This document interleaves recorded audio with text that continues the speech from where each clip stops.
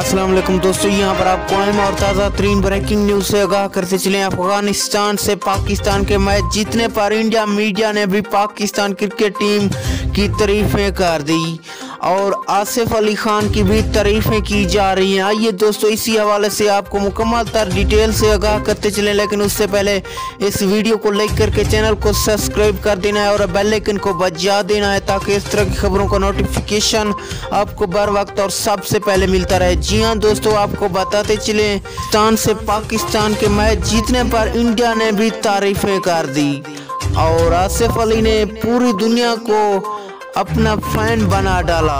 Pakistan cricket team ने पहले तो भारत को हराया, फिर न्यूजीलैंड को, फिर इसके बाद अफगानिस्तान को हरा दिया। पाकिस्तान नंबर 1 टीम बन चुकी है, इससे दुनिया को डर लग रहा है।